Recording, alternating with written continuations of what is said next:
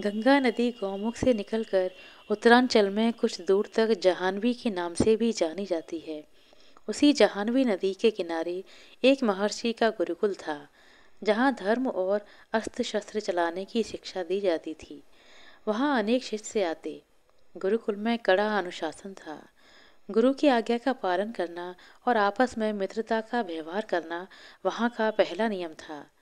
गुरुकुल में अपने बच्चों को भेजने के बाद माता पिता निश्चिंत हो जाते थे। उन्हें गुरु पर पूर्ण विश्वास था कि वे बच्चों को अच्छी शिक्षा और अच्छे संस्कार देंगे। उसी गुरुकुल में विभूति, दक्षेश, सुभाष और नवीन भी शिक्षा ग्रहण कर रहे थे। विभूति और दक्षेश बहुत ही बुद्धिमान थे। हर विद्या को सबसे पहले सीख लेते। बस एक ही कमी थी कि दोनों बहुत ही ईर्ष्यालु थे। किसी और की प्रशंसा ना कर सकते थे और ना ही सुन सकते थे। इसके विपरीत सुभाष और नवीन साधारण बुद्धि के थे, पर सबसे मित्रता का व्यवहार करते, सबके गुणों का सम्मान करते। सुभाष और नवीन ने अपने साथियों को समझाने का बहुत प्रयास किया, लेकिन सब व्यर्थ रहा। महर्षि को बहुत चिंता थी कि उन्हें कैसे सुधारा जाए। वे दोनों बालकों में अहंकार और ईर्ष्या की भावना को खत्म करना चाहते थे, पर उचित अवसर नहीं मिल रहा था। जाह्नवी नदी के दूसरे किनारे पर एक बस्ती थी। वहाँ पर एक जमींदार थे जिनकी शिक्षा दीक्षा इसी गुरुकुल में हुई थी। उन्हीं दिनों वे गंगोत्री, यमुनोत्री, केदारनाथ और बद्रीनाथ, जिन्हें उत्तरांचल के चार धाम कहा जाता है, वहाँ की यात्रा करके लौटे। उन्होंने एक भोज का आयोजन किया। जमींदार ने सबसे पहले गुरुकुल में संदेश भेजा, महर्षिवर संदेश वाहक के साथ कृपया अपने 2 योगी शिष्य भेज दें। उन्हें भोजन कराने के बाद ही भोज आरंभ किया जाएगा। साथ ही मैं उनकी योग्यता के लिए उन्हें सम्मानित भी करना चाहता हूँ। गुरु ने कुछ सोचकर विभूति और दक्षेश को बुलाया और कहा, नदी के उस पार रहने वाले जमींदार ने आश्रम के 2 योग्य शिष्यों को दावत के लिए बुलाया है।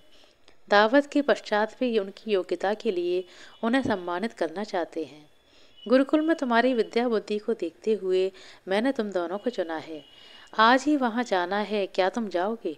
अवश्य, दोनों ने एक ही स्वर में कहा। दोनों शिष्य संदेशवाहक के साथ जमींदार के यहाँ पहुँचे। भोजन की सुगंध वातावरण में फैली थी। जमींदार ने उनका स्वागत करते हुए कहा, भोजन तैयार है, आप दोनों दूर से आए हैं। पास ही कुआं है, वहाँ जाकर हाथ पैर धो लें, फिर आसन ग्रहण करें।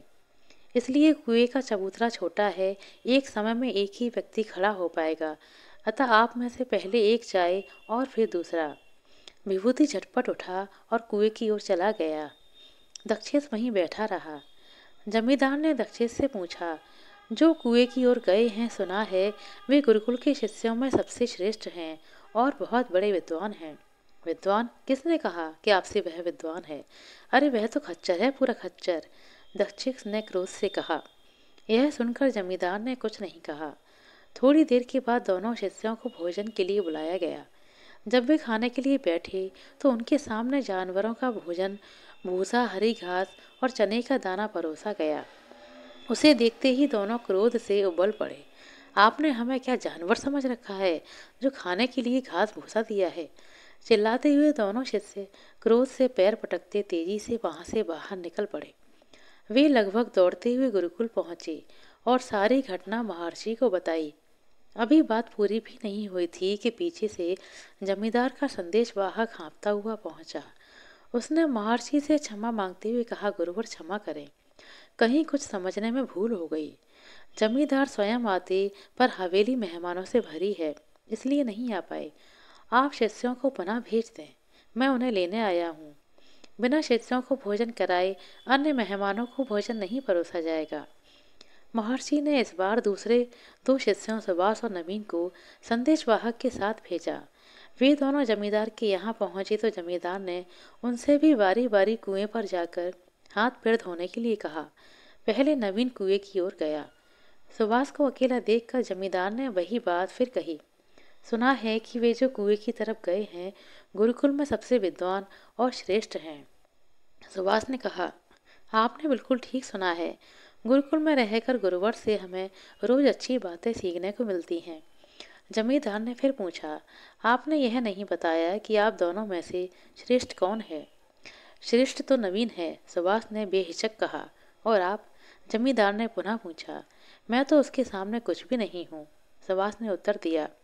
तभी नवीन लौटा और सुभाष कुएं की ओर गया। जमींदार ने वही प्रश्न नवीन से किया। नवीन ने उत्तर दिया, सुभाष तो सूर्य है, मैं तो उसकी विद्वता के सामने एक दीपक भर हूँ। जमींदार उनके उत्तर से संतुष्ट हुए और दोनों का यथोचित सत्कार किया। दक्षिणा में उन्हें 5-5 गायें पुरस्कार स्वरूप चांदी की खड़ाऊ भेंट की। वे दोनों जब गुरुकुल लौटे तो बहुत प्रसन्न थे।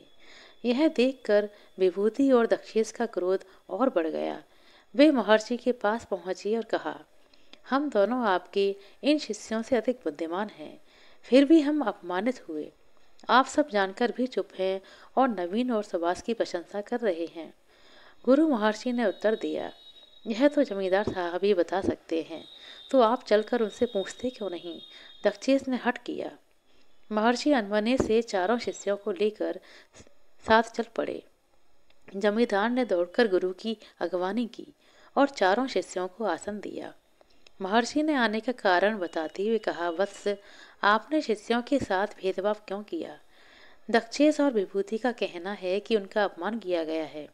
आपको इसका उचित कारण बताना ही होगा, अन्यथा। जमींदार ने गंभीर स्वर में कहा, महर्षि, मैंने आपसे 2 सुयोग्य विद्वान भेजने का आग्रह किया था, पर आपने मेरे यहाँ बैल और खच्चर भेज दिए। जब मैंने आपके पहले भेजे हुए शिष्यों से प्रश्न पूछा तो इन्होंने एक दूसरे का यही परिचय दिया, अतः मैंने दोनों के लिए जानवरों वाला प्रिय भोजन परोस दिया। मुझसे कोई भूल हो गई हो तो मुझे क्षमा करें। जमींदार की बात खत्म होने से पहले विभूति और दक्षेश का सिर शर्म से झुक गया। उन्हें अपनी गलती का एहसास हो चुका था। उन्होंने जमींदार से क्षमा मांगी। तब गुरु महर्षि ने कहा कि अहंकार और ईर्ष्या के कारण तुम दोनों में प्रेम नहीं है, पारस्परिक सद्भाव नहीं है। इसी कारण तुम दोनों योग्य होकर भी अयोग्य साबित हुए और सभा में अपमानित हुए। वहीं सुभाष और नवीन तुम दोनों की अपेक्षा कम योग्य हैं, लेकिन विनम्र हैं, शिष्ट हैं और एक दूसरे के प्रति मित्रता का भाव रखते हैं। इसी कारण आज यहाँ सम्मानित हुए। सबकी भावना की कद्र करना, सबसे प्रेम करना और सबका सम्मान करना, यही शिष्य को योग्य बनाता है। इसे सुनकर वहाँ उपस्थित लोगों ने गुरु की प्रशंसा की और गुरु को यह विश्वास हो गया कि अब उनके चारों शिष्य एक समान योग्य होकर घर लौटेंगे। आशा करते हैं दोस्तों आपको हमारे द्वारा सुनाई गई है कहानी अच्छी लगी होगी। कहानी अच्छी लगी हो तो कृपया लाइक कर दें, शेयर कर दें। चैनल पर नए हैं तो सब्सक्राइब कर लें। अपना कीमती समय देने के लिए बहुत बहुत धन्यवाद। मिलते हैं अगले वीडियो में, तब तक के लिए नमस्कार।